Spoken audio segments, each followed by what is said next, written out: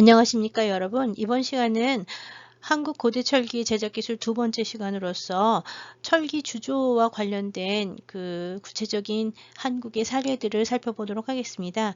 이번 시간에는 한국의 초기 철기 시대의 특징과 그 다음에 이제 한국의 고대 제철 유적들의 유형 그리고 관련 유물들의 실제에 대해서 살펴보도록 하겠습니다.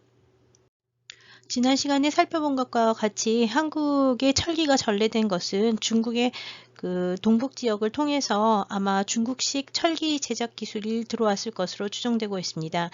특히 두만강 유역을 통해서 시베리아 계통의 철기 제작 방식도 전해졌다고 알려져 있으나 이 부분에 대해서는 학자마다 이견이 상당히 많은 편이며 북한 지역의 얘들이 아직까지 많이 학술적으로 확인되지 않는 부분들이 있어서 여러 가지 논란이 있습니다. 적어도 기원전 3세기에서 2세기경 중국의 연나라가 망한 다음에 이 연나라의 유민들이 한반도 서북 지역으로 이주하는 과정에서 철기 제작이 아마 본격적으로 시작되었던 것으로 보고 있는 것에 대해서는 별다른 이견이 없습니다. 그러니까 기원전 한 3세기에서 2세기경 연나라라고 하는 연나라의 유민들을 통해서 한반도 서북 지역에 철기가 제작되었다는 것이죠. 이 설은 언제 시작이 됐냐면 일제강점기에 일본 사람들이 북한 지역, 서북한 지역에서 이제 유물들을 발굴을 하면서 많이 알려졌는데요. 이 부분에 대해서는 앞으로 좀 더 연구할 필요가 있습니다. 지금까지 알려진 기원전 3세기에서 2세기경 한반도 서북 지역의 초기 철기들은 대부분 호미, 괭이, 낫, 도끼와 같은 농기구들이 중심이고 물론 이제 도끼 같은 것들은 공구류에 들어가기도 하죠. 그래서 농기구와 공구류, 철제 농기구, 철제 공구류가 중심이 되고 있고요. 일부 유물 중에는 창이나 화살촉과 같은 무기도 있습니다.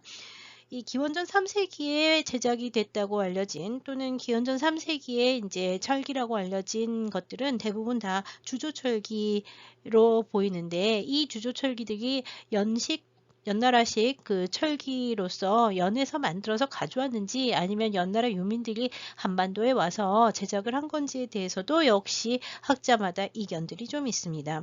여하튼 기원전 3세기경부터 시작을 해서는 한반도 서북 지역에서 주조철기 제작이 본격적으로 시작이 되었던 것으로 추정되고 있습니다.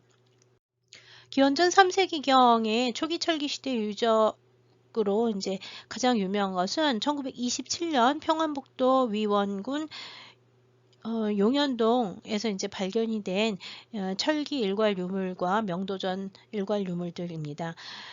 이 유적은 도로 공사 도중에 우연히 발견이 됐기 때문에 정확한 발굴 조사를 한 것은 아니고 3차에 걸쳐서 조사를 했는데 이때 이제 발견된 것은 돌무지 무덤으로 보이는 구조물 아래에서 적석부가 파괴가 되고 안에서 명도전을 비롯한 유물들이 매장되어 있었다고 합니다.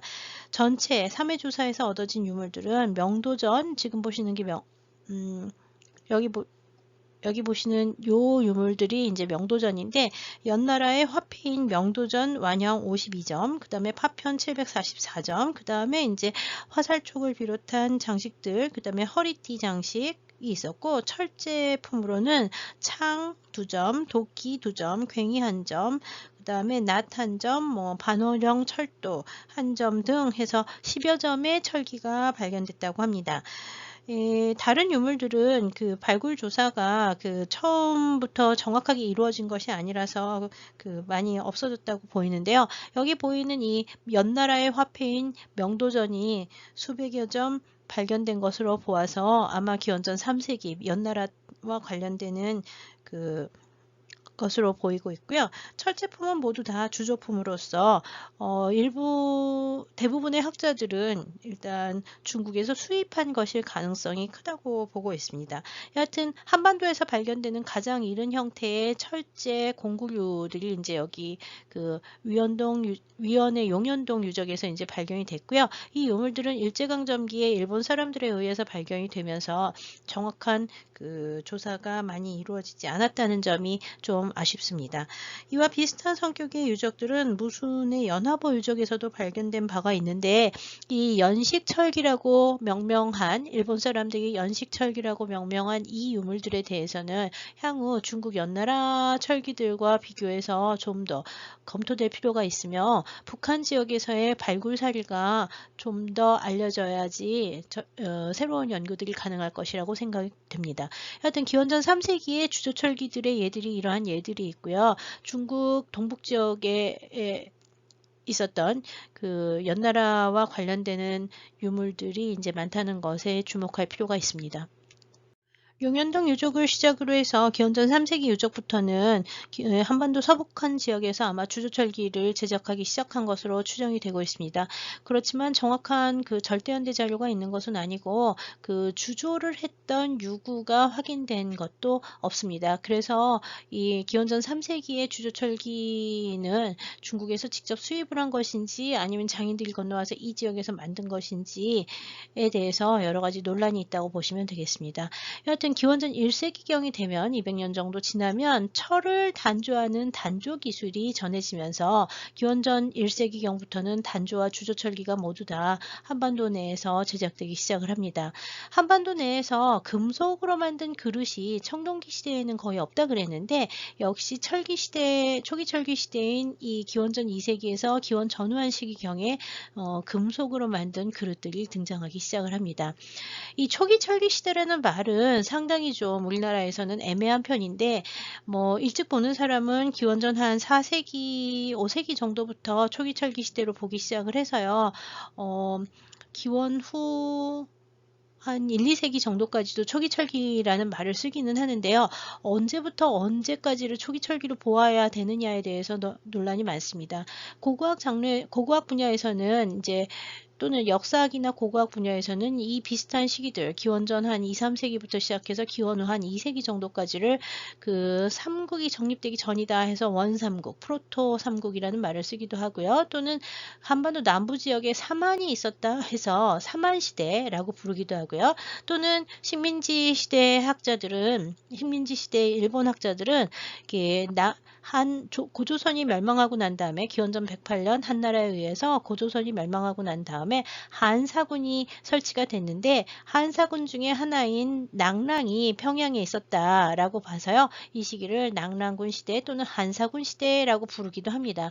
그러니까 이것도 역시 이 시기가 국가가 완전히 드러나지도 않고 그 다음에 이제 유민들이나 민족들의 성격도 좀 애매한 부분이 많으면서 학자들마다 부르는 이름이 다 조금씩 다르고 또 책마다 약간씩 같은 학자라 그래도 책이나 뭐 아니면은 논문에 따라서 같은 시기를 부르는 이름이 여러 가지가 있기도 합니다.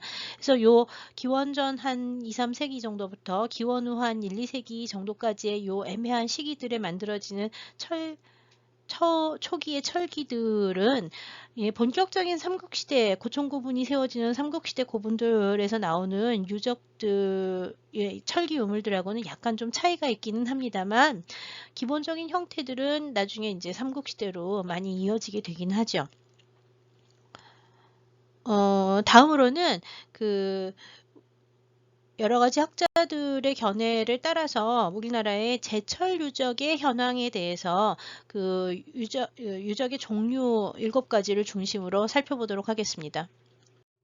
철기 시대를 부르는 이름이 다양한 것과 마찬가지로 철기와 관련된 여러 가지 유적들을 분류하는 데 있어서도 여러 가지 논란이 있긴 합니다. 그렇지만 국내에서 연구자가 많지 않고 그다음에 이제 최근에 문화재연구소 같은 데에서 이제 계속 이 유적들을 유형 분류를 하는데 가장 인용이 많이 되는 김권일 선생님의 제철 유적 발굴조사 방법이라고 하는 2008년도의 논문에 의거해서 우리나라의 제철 유적의 유형을 모두 7가지 정도로 나누어서 살펴보도록 하겠습니다.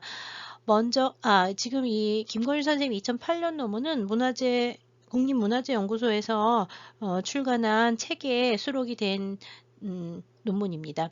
여기에서는 모두 7가지로 제철 유적을 나누고 있는데요. 맨 처음에 이제 채광 유적, 철산지에서 광석을 채취하는 그 과정에 남아있는 유구들, 그 다음에 재련 유구, 재련 유구는 계속 설명드린 것처럼 1차적으로 광석에서 불순물을 정련해내는 그것이 이제 재련이 되겠습니다. 세 번째는 정련인데요. 정련은 처음에 이제 철을 분리해 넣는다 하더라도 이게 철에 그 불순물이 많기 때문에 이 철괴가 별로 그렇게 좋은 상태가 아닙니다. 그래서 이제 그거를 다시 재가열해서 철의 순도를 훨씬 더 높이고 그 쓸 수 있는 철로 만드는 철 소재를 생산하는 그 공정하고 관련된 것을 보통 정련유구라고 부르고 있습니다. 채광, 재련, 정련유구. 이 채광유구 같은 경우에는 우리나라에서는 그 유일하게 달천철광이 울산의 달천철광이 이제 고대 채광유구로 알려져 있고요. 재련이나 정련유구는 어떤 것이 재련유구고 어떤 것이 정련유구냐, 이 성격을 과연 유구만 보고 알 수 있느냐에 대해서 논란이 좀 있기는 합니다. 그렇지만 이제 김건희 선생님은 이제 유구의 형태라든지 나오는 유물들의 성격들을 통해서 재련과 정련을 갖다가 그 구별을 해서 보고 있는데요. 공정상으로는 재련과 정련이 나눠지기는 합니다만 유구상에서도 이것이 정말 분리가 되는지에 대해서는 역시 또 많은 검토가 필요할 것이라고 생각이 됩니다. 유적이 그렇게 많이 남아있는 편이 아니기 때문에요. 네 번째는 단야유구입니다. 이 단야유구는 정선된 철 소재, 이렇게 정련까지 한 철 소재를 가지고 그 열을 주고 그 다음에 두들려서 단타라고 한 거 두들리는 거죠. 단조를 해서 형성을 해서 단조철기를 만드는 그 쉽게 말하면 대장간과 같은 그 유구가 단야유구에 해당합니다. 단야유구도 이 앞에서 보셨던 제철 그 다음에 제철 유적들 중에서 채광 유적은 그 노라고 하는 가마를 갖고 있지 않지만 재련 유적과 그 다음에 정련 유적의 경우에는 다 열을 줘야 되기 때문에 가마를 사용하게 됩니다. 그러니까 가마의 형태가 조금씩 다 다른데요. 특히 단야유구에 나오는 가마 같은 경우에는 가장 소규모로 돼 있고 보통 입식, 서서 작업을 하는 경우가 서서 하거나 앉아서 하는 경우가 많기 때문에 이 단야유구의 그 가마는 다른 유구들에 비해서 좀 제일 작다고 보시면 될 것 같습니다. 그다음에 다섯 번째는 용해유구인데 이것은 그 수철장을 비롯해서 주조철기를 만드는 사람들의 대규모 공방지 유구인 경우가 많습니다. 여기는 이제 그 선철이라고 해서 그 철 소재를 갖다가 완전히 녹여서 그 녹인 그 이거 용선이라고 하는 건 녹인 물이에요. 녹인 물을 거푸집에 흘려 넣어서 부어 넣어서 주조철기를 제작하기 위한 것으로서 지금까지 여러분들이 계속 보셨던 주조철기 공방지라고 하는 데가 바로 이 용해유구에 해당을 합니다. 이 용해유구의 경우에는 주조철기를 제작하기 위해서 그 고열로 그 가마를 올려야 되기 때문에 가마의 구조가 제법 큰 편인 경우가 많고요. 그 다음에 이제 그 땅에 흘러내려서 슬래그 같은 것들이 흘러내려오면 그 땅 주변이 이렇게 녹아내려 가지고 땅들이 굳어지는 형태들을 확인할 수도 있습니다. 그 다음에 이제 마지막 제강유구가 있는데요. 마지막은 아니고 여섯 번째 제강유구가 있는데 제강은 화로에다가 선철을 넣어서 이거 선철을 갖다가 이제 그 탄소를 제거해서 그 연철로 바꾸는 탈탄 작업을 하거나 또는 연철에다가 침탄을 해가지고 그러니까 연철은 이제 그 탄소를 더 넣어야 되잖아요. 그러니까 선철은 탄이 너무 많아서 탄을 빼야 되는 거고 연철은 탄이 너무 적어서 탄소를 더 넣어줘야 되는데 그 두 가지를 다 해서 강으로 발전시키기 위해서 강으로 성질을 개선하는 공정을 보통 제강유구라고 합니다. 이 제강유구와 정련유구 같은 경우에는 이게 그 두 유구의 성격이 좀 모호한 편이 많아서 일단은 형식적으로만 구별하는 경우가 많은데 이 유구들은 전부 다 지금 현재 남아있는 고대의 그 제철 유적들은 그 지상 대부분 윗부분이 다 없어지고요. 지하 부분만 남아있는 경우가 많아서 정확하게 분류가 어렵거나 논란이 있는 경우도 종종 있습니다. 마지막 그 요구는 부속 요구인데요. 이 부속 요구는 당연히 가마 시설 이외의 폐기장, 그 슬래그 같은 거를 버리는 폐기장이 있고요. 그 다음에 이제 물을 사용해야 되니까 배수구, 그 다음에 이제 작업장이나 저장소나 취사장이나 뭐 아니면 또 사람들이 살고 있는 공방 거주지, 공방인들의 거주지 같은 부대 시설들을 포함한 주거 시설 같은 것들이 이제 모두 다 이 부속 요구에 해당한다고 볼 수 있습니다. 이상에서 이제 우리나라의 제철 유적을 그 7가지로 유형 분류해 놓은 형식들을 보았고요. 그 도면이나 이런 것들은 그 김건일 선생님의 논문을 참조하시기를 바랍니다. 이 유적들을 구별을 할 때 제일 중요한 것은 여기에 남아있는 각종 유물들입니다. 특히 공방지에서 이렇게 작업을 하고 남은 그 일종의 작업 쓰레기 내지는 나머지 물건들 같은 것들이 굉장히 중요한데요. 그 중에서 제일 중요한 것은 슬래그라고 부르는 그 철 찌꺼기들이라고 할 수 있습니다. 여러분들 슬라이드의 오른쪽에 보시는 이런 이상하게 생긴 것들, 이것이 이제 철 찌꺼기라고 하는 건데요. 광석처럼 보이긴 하지만 사실 광석이 아니라 여기 보면 이렇게 유약처럼 녹아 흘러서 이렇게 붙은 것들이 이제 확인이 되는데요. 이것들이 이제 광석 안에 숨어져 있었던 미세 성분들 중에서 뭐 규소질이라든지 뭐 이런 것들이 유리질 같은 성분들이 녹아내리면서 고온에서 녹아내리면서 그 노벽이라든지 가마벽이라든지 아니면은 그 공방지에 흘러녹아 붙은 것들 이제 이 철찌꺼기 또는 철재라고 부르는 것입니다. 이 철재라고 부르는 것은 철재, 징철재 또는 철재. 이건 또 이제 우리나라에서는 쇠똥이라고 많이 부르는데요. 이 철찌꺼기, 쇠똥, 철재라고 하는 것은 다 같은 말이고요. 이 철재는 보통 높은 열을 철광석에다 가하면 철이 녹아지면서 분리돼서 나오는 불순물이에요. 이 불순물은 어디서나 다 재련 과정이나 정련 과정이나 아니면은 다른 과정에서도 계속 쇠똥이 계속 나오게 되는데요. 이것은 이제 공정에 따라서 공정의 성격이라든지 가마 안의 환경에 따라서 형태라든지 조직이라든지 성분이 다 차이가 납니다. 그래서 이 철재가 제일 중요한 단서가 돼요. 이 가마를 분석을 할 때는.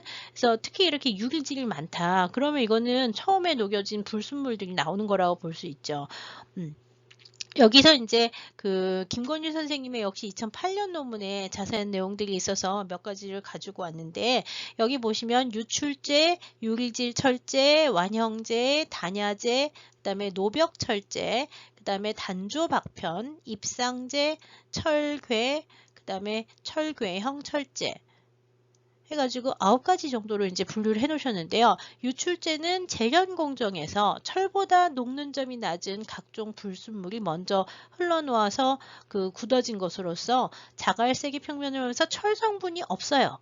유출재는. 그러니까 재련에서 나오는 거는 가장 먼저 녹아서 내려 나오기 때문에 철보다 낮은 온도에서 나오는 유리질 성분이 많기 때문에 철 성분은 없습니다.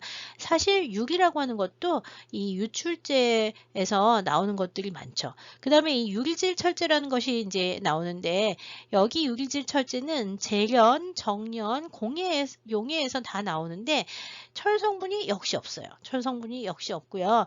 이 유리질은 유리의 성분에 따라서 이 유출재 보다는 좀 더 높은 온도에서 나와서 유리질 철재를 지금 구별을 하셨습니다.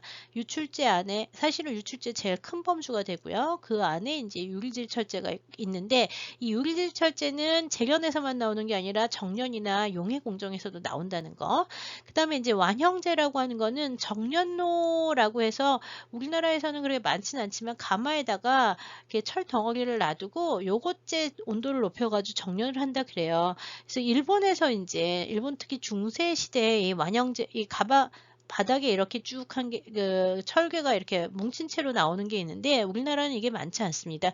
사실 가마 안에서 이게 완형재 이렇게 나오면 이거는 철로 사용하지 못하고 가마벽에 녹아붙은 거라서요, 일종의 실패한 거로 볼 수도 있습니다. 그 다음에 단야재. 단야재는 단야 조업 시에, 단조 작업할 때 나오는 철제이기 때문에 이거는 철 자체가 녹아서 부스러져 나가는 거기 때문에 철 성분이 상당히 많습니다.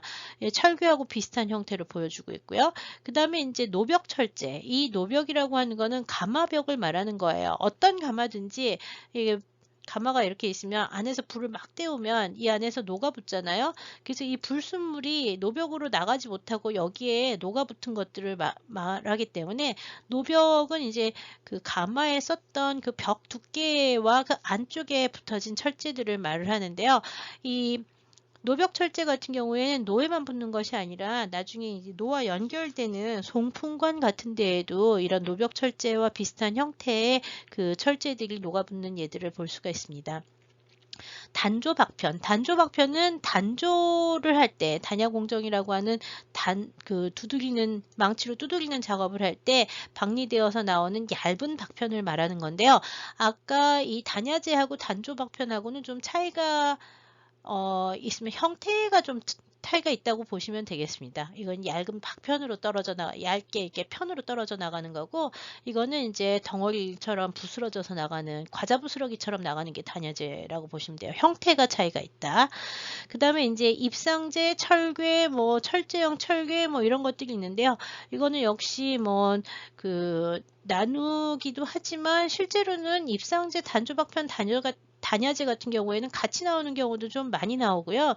여기 입상제라고 하는 거는 이렇게 물방울처럼 둥글둥글둥글 떨어져서 나오는 것들이 되는데, 공정에 따라 조금 이게 단야재로 나오는 것들은 철 성분이 굉장히 높은 것들이 나오는 거고, 그 다음에 이제 이 유릴질 철제나 유출제 같은 경우에는 철질이 없다. 그 정도만 기억을 하시면 될 듯 합니다. 요번에 이제 새로 나온 신간 한국금속문명사 245쪽의 그림을 인용해가지고 그 한국 전통 제철 공청 체계의 모식도를 이제 살펴보도록 하겠는데요. 여기 이제 보면 맨 처음에 시작하는 데가 철광석에서 시작을 합니다. 아까 적철광 하고 자철광 얘기를 했는데, 적철광이나 뭐 아니면 자철광 모두 다 철광석이나 사철 형태로 존재를 하고 있고요. 산소랑 결합되어 있는 상태에서 산소를 없애야지 철이 남잖아요. 그래서 이제 이 환원을 해서 산소를 없애는 것을 1차적인 재련이라고 보시면 됩니다. 1차적인 재련에 이게 덩어리였다면 산소를 빠지고 그 다음에 이제 여기 산소를 빼고 여기서 보시면 산소를 제거를 하고 탄소를 넣어주면은 괴련철 상태가 되는 거고요. 이 괴련철 상태가 되는 거에서 이제 좀 더 탄소의 함량을 정련을 시켜주고요. 그 다음에 이제 그거를 단조를 하거나 두드려 가지고 형태를 만들어서 요거 두 개 같이 가죠. 그래서 이제 철기를 만들어내는 방법이 있고요. 이게 이제 단조 철기를 만드는 방법. 그 다음에 이제 또 하나는 이 재련을 하면서 여기다가 이제 녹이듯이 거의 용융한 상태가 되면 이제 선철이 되는데, 용융한 상태가 되면은 산소는 완전히 빠지지만 탄소 성분이 너무 많아져요. 그래서 이 탄소 성분이 너무 많아진 거는 두 가지로 갈 수가 있는데, 기본적으로 그냥 틀에다가 부어가지고 주조를 하게 되면 이 상태로 그냥 쭉 쓰게 되면 됩니다. 주조 철기를 만드는 거고요. 그 다음에 이제 선철을 갖다가 다시 단조 철기를 만들기 위해서는 무슨 과정이 필요하면 탄소를 줄여야 돼요. 탄소를 줄여야 되기 때문에 초강이라고 하는 강을 갖다가 강성분, 탄소를 갖다가 더 집어넣어주는 일들을 해야 되는데, 이 초강 기법으로 만들어지는 경우에는 뭐를 사용하게 되면 칼슘이 많은 탄산칼슘이 많은 석회석이나 뼈 같은 것들을 뿌려가면서 여기다가 이제 탄소 성분을 제거하게 만드는 형태를 하고요. 그 다음에 이제 단조를 해가지고 단조 철기를 만들 수 있다고 얘기를 해요. 그러니까 지금 그림에 나오는 것은 사철에서 시작을 해서요. 재련 과정을 거치고 난 다음에 단조 철기 만드는 과정이 하나, 그 다음에 이제 단조철기를 만드는 데 있어서 초강해가지고서는 만드는 게 하나, 그 다음에 아무것도 하지 않고 그냥 그대로 철광석에서 재련해가지고 용에 주주하는 기법 하나 해서 세 가지 기법으로 지금 정리해 놓은 양상을 보셨습니다. 아쉽게도 우리나라의 그 초기 철기 시대의 유적지 중에서 제철 기법과 관련된 유적은 그렇게 많이 남아있지 않습니다. 유물을 찾기도 상당히 어려운 편이에요. 현재 남아있는 초기 철기 시대 또는 삼국시대 초기의 그 철기, 제철 관련 유적 중에서 가장 유명한 것 중에 하나는 진천 석장리, 여기는 백제시대 유적이 되겠고요. 슬라이드는 없지만 이제 경주 황성동 유적에서 이제 역시 3세기, 4세기 정도 신라 초기에 그 제철 공방지가 이제 발견이 됐고요. 최근 이제 경기도 화성 기안리에서 역시 백제시대 초기의 제철 유적들이 이제 확인되었습니다. 지금 보시고 있는 진천 석장리 A-3 재련로 유적을 보시면은요, 여기 가운데 동그랗게 생긴 게 재련로가 됩니다. 재련로, 가마터가 되는 거고요. 여기 보면은 이제 색깔이 이렇게 돼서 그 흙이 변한 양상을 봐야 하는데, 이거는 뭐냐면 유출제가 흘러나오면서 땅이 변한 그 경화가 된 현상들을 이제 보여주는 지역이라고 보시면 되겠습니다. 기본적으로 이렇게 원형의 노를 처음에 썼던 것이라고 생각이 되고 있고요.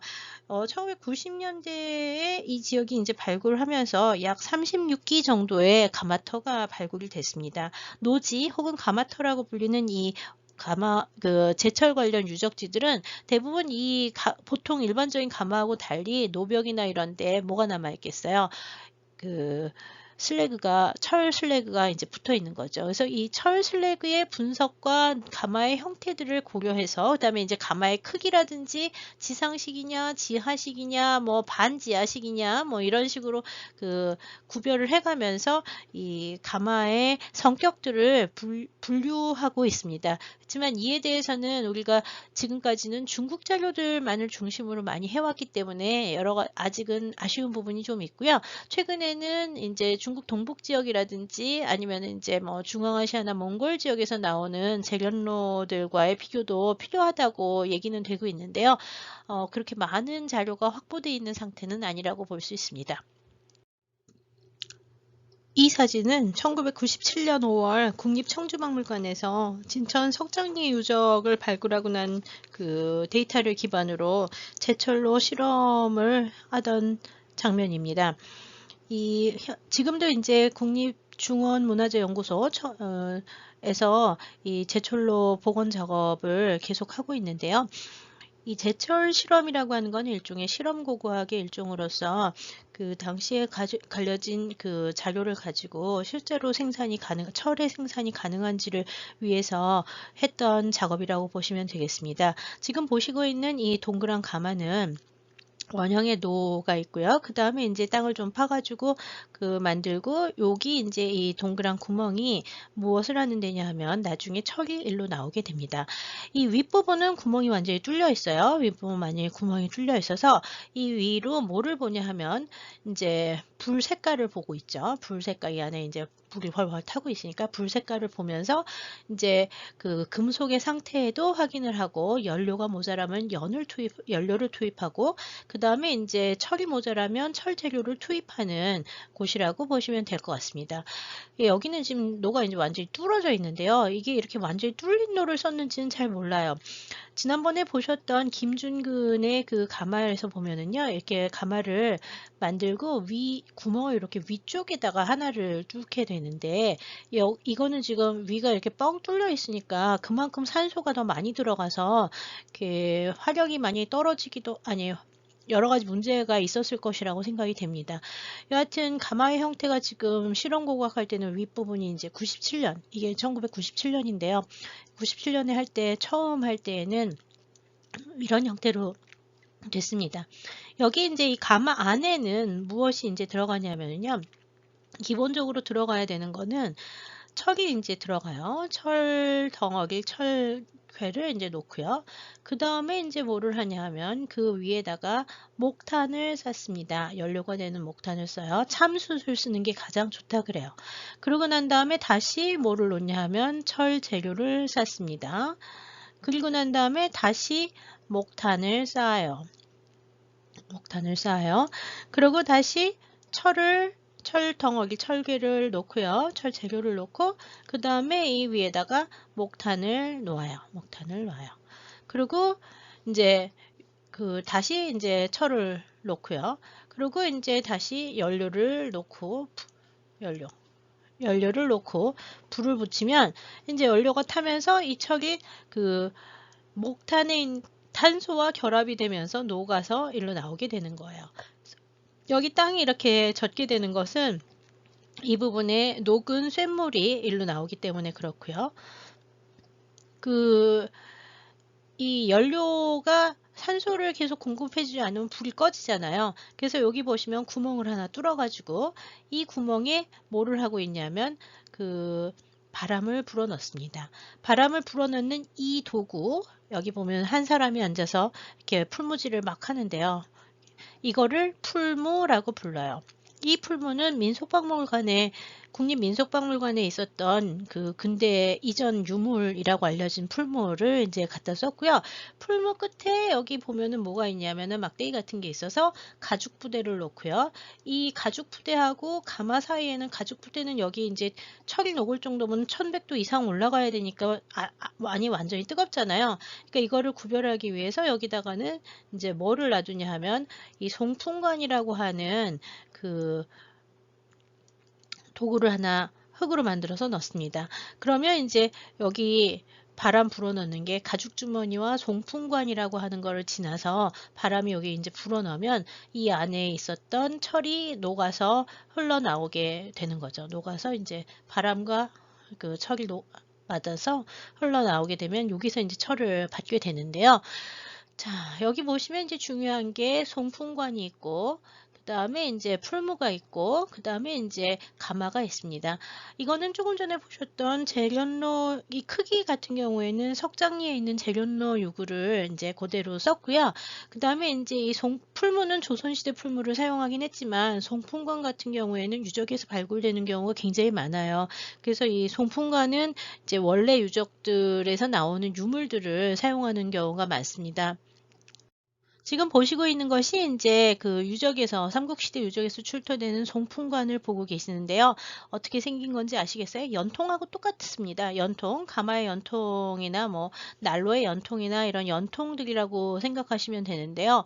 이 연통들은 바람을 일로 불어넣으면 바람을 불어넣으면 일로 들어가는 거죠. 자, 바람을 일로 불어넣어서 일로 들어간다는 걸 어떻게 아느냐? 여기 보시면 이렇게 가운데를 기점으로 해가지고요. 여기는 까만 게 잔뜩 붙어 있고요. 여기는 원래 토기 형태가 그냥 남아 있죠. 이거는 뭐냐 하면 이 부분에 가마의 벽이 있었기 때문에 가마벽 바깥쪽에는 아무런 온도 차이나 다른 것들이 이물질이 묻지 않지만 이 가마의 안쪽에 있었던 부분에는 왜 아까 철이 녹아내리면 철 찌꺼기들이 붙는다 그랬잖아요. 그래서 이 까만 것들이 철 찌꺼기가 붙어 있는 거라고 생각을 하면 됩니다. 그래서 가마의 안쪽 벽은 전부 다 지금 보는 것처럼 이 가마의 안쪽 벽에는 철 찌꺼기가 붙게 돼서 가마에도 붙어 있고 송풍관에도 붙어 있고 가마 안쪽 부분임을 알려주는 것이라고 보시면 되겠습니다. 그러니까 바람은 이쪽에서부터 시작을 해서 이쪽으로 나갔다는 걸 쉽게 알 수가 있죠. 이 철찌꺼기의 상태를 갖다가 분석을 해보면 이게 유리질이 많으냐, 철분이 많으냐, 뭐 이런 것들을 가지고 이것이 이제 처음에 재련료 이냐 아니면 용해유구냐 아니면 제강유구냐 뭐 이런 것들을 판단을 할 수 있다고 합니다. 네, 지금 보시고 있는 거는 화성 기안동 유적에서 출토가 된 송풍관의 단면도를 보시는데요. 여기 보시면 단면도의 바깥쪽에는 지금 이렇게 잔뜩 묻어 있고요. 이쪽은 바람이 들어가는 부분이라서 원래 색깔이 있죠. 근데 여기 이제 이렇게 까맣게 보이는 이 부분, 보통 이제 3단계 정도 돼서 원래 토기 색깔이 있는 게 바람이 들어가는 안쪽이 되는 거고요. 그 다음에 이쪽은 가마 안에 들어가 있는 가마로 노출된 송풍관의 외벽이 되는 거죠.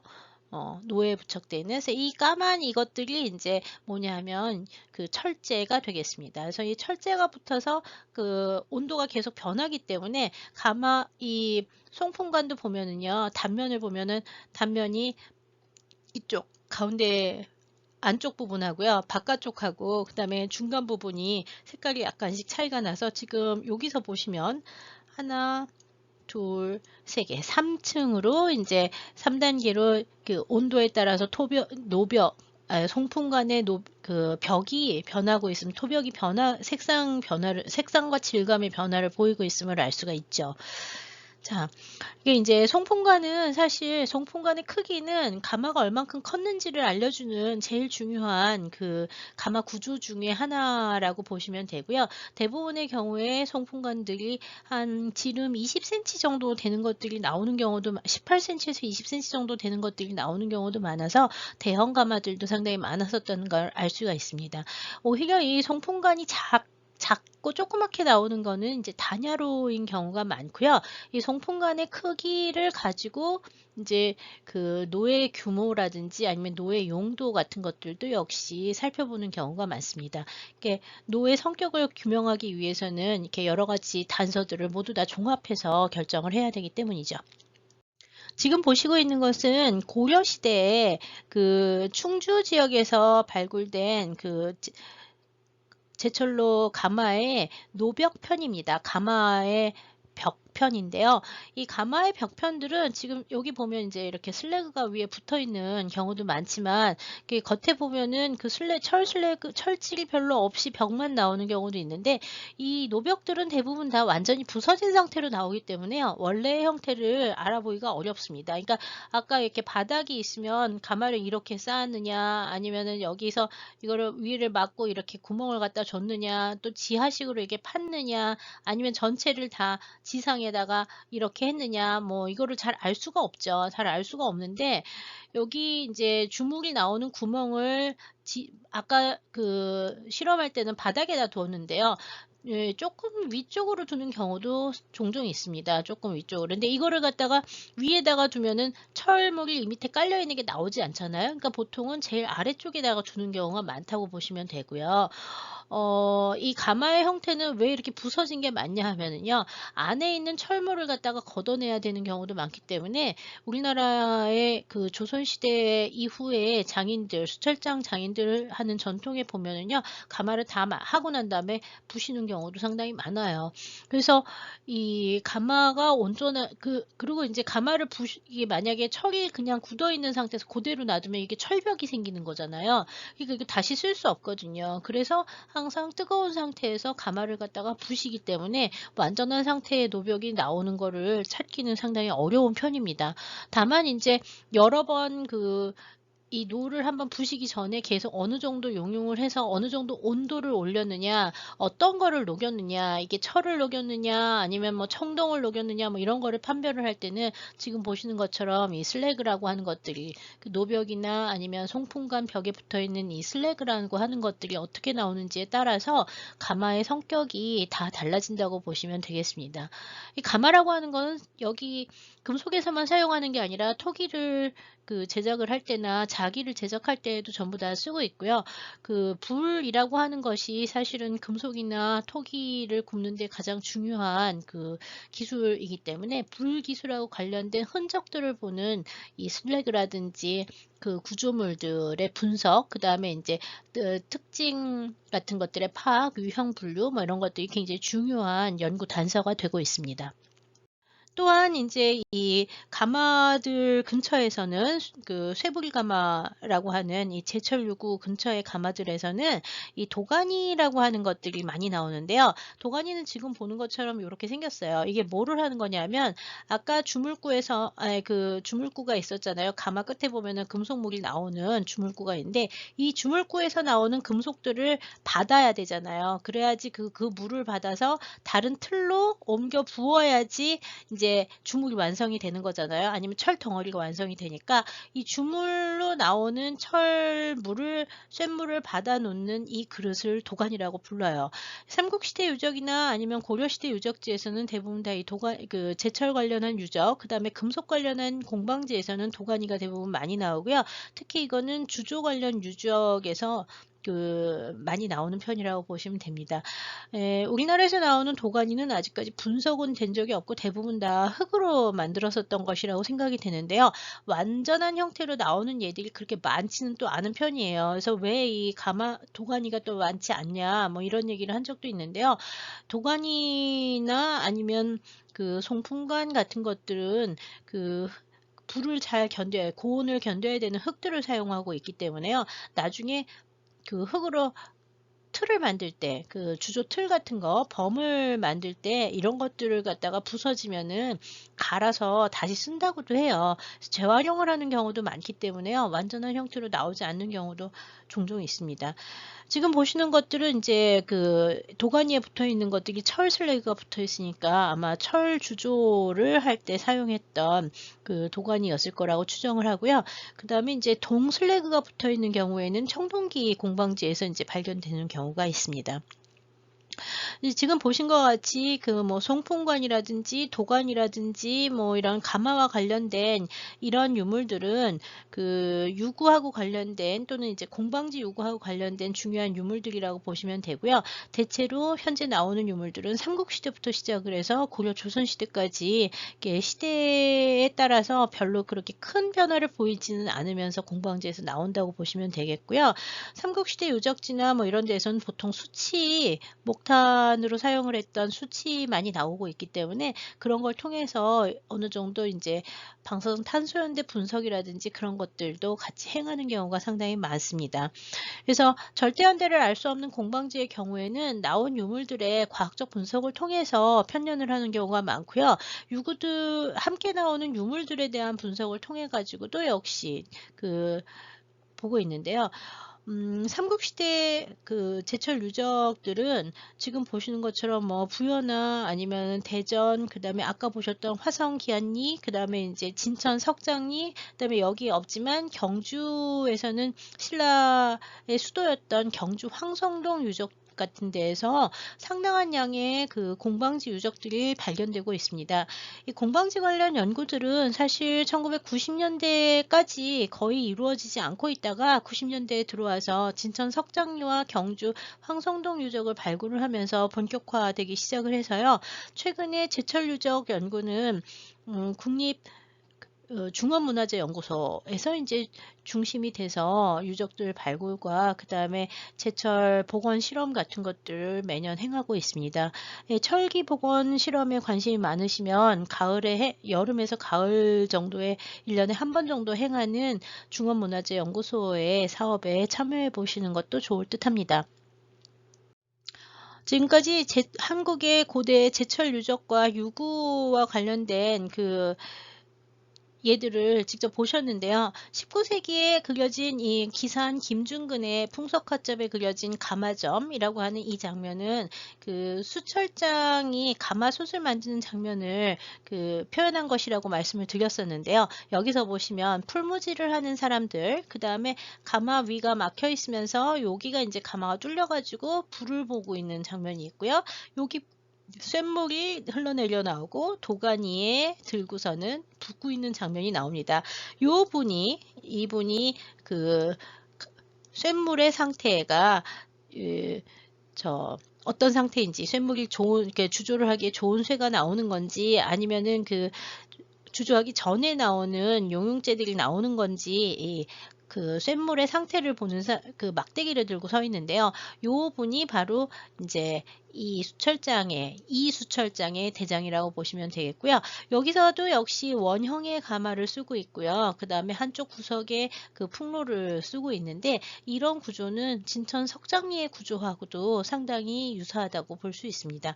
즉, 기본적인 가마의 구조나 형태 같은 경우는 그렇게 큰 차이가 없이 일단 한 번 전래된 또는 한 번 이제 발전된 양식들이 삼국시대 이후부터 조선시대 정도까지 꾸준히 내려온 것이라고 생각이 됩니다.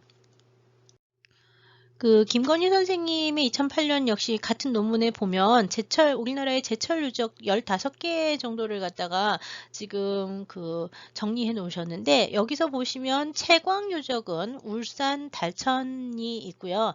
이 달천은 삼한시대부터 시작을 해서 현대까지, 근대까지 이제 계속 채광을 했었는데, 최근에는 폐광이 됐습니다. 그 다음에 이제 가장 오래된 데 중에 하나가 사천늑도 유적이에요. 사천늑도에서 취락, 용해, 정년, 단야가 같이 나왔는데, 여기는 이제 기원전 2세기부터 기원 전후한 시기에 유적이 나왔다고 알려져 있고요. 가평 대성리, 경주 황성동, 그 다음에 화성 기안리, 이런 유적들이 이제 좀 시기가 올라가는, 진천 석장리, 여기까지가 이제 좀 시기가 올라가는 유적이라고 보실 수 있고요. 밀양 사촌을 비롯해가지고 양산 물금 정도까지는 삼국시대에 특히 이제 신라하고 관련된 유적들이라고 보시면 되고요. 울산 방리부터 시작을 해서 남아있는 요 몇 개의 유적지들은 조선시대의 유적지입니다. 예, 이 조선시대의 제철로들은 가마의 형태가 좀 다른 경우도 많고요.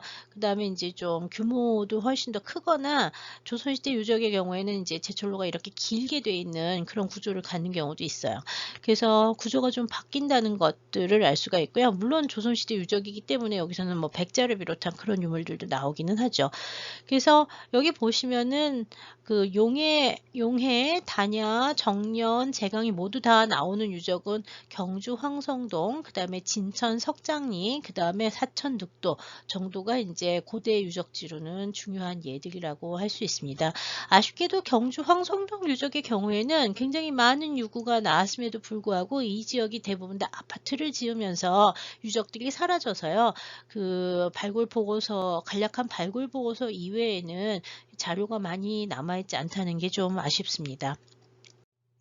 이상에서 한국 고대의 제철 기술 관련 유적과 유물을 간단하게 살펴보았습니다. 기원전 3세기 이후 한반도 남부 지역에서는 철기와 그 다음에 청동기를 병용해서 사용하는 제작 기술들이 도입되기 시작을 했고, 특히 이제 초기 철기 시대 유적에서는 청동기 제작 관련 고구들이 무덤 안에서 발견되는 경우도 확인되고 있습니다. 지금 보시고 있는 전라북도의 완주 갈동 유적은 2000년대 초반에 발굴된 유적인데, 여기에서 보시면 1호 토광묘의 경우에는 청동기를 제작했던, 청동기 세형동검을 제작을 했던 석재범이 발견이 됐었고요. 무덤 안에서. 그 다음에 여기 9호 토광묘의 경우에는 청동기하고 철기가 함께 사용된 예를 찾아볼 수가 있습니다. 그래서 이와 같이 청동과 철이라고 하는 것은 사실 둘 다 이 시기에는 이제 주조 기법을 이용해서 주로 많이 사용하게 되긴 하지만, 철을 다루는 기술이 청동에 비해서는 훨씬 더 복잡하고 어렵고 다양합니다. 특히 단조철기를 제작하기 시작을 하면서부터는 본격적인 금속공예 기술들이 모두 다 발전을 하게 됐고, 단조철기로 제작이 된 각종 공구들을 이용해서 좀 더 폭넓고 다양한 금속공예품들을 제작하기 시작을 합니다. 예, 이 시기를 지나서 기원 후 한 3세기에서 4세기 정도가 되면 단조철기 역시 한반도 전역에서 제작이 되기 시작을 하면서 철기 제작 기술이 좀 더 복잡하고 다양하게 발전을 하게 됩니다. 다음 시간에는 단조철기의 기술에 대해서 살펴보도록 하겠습니다. 예, 감사합니다.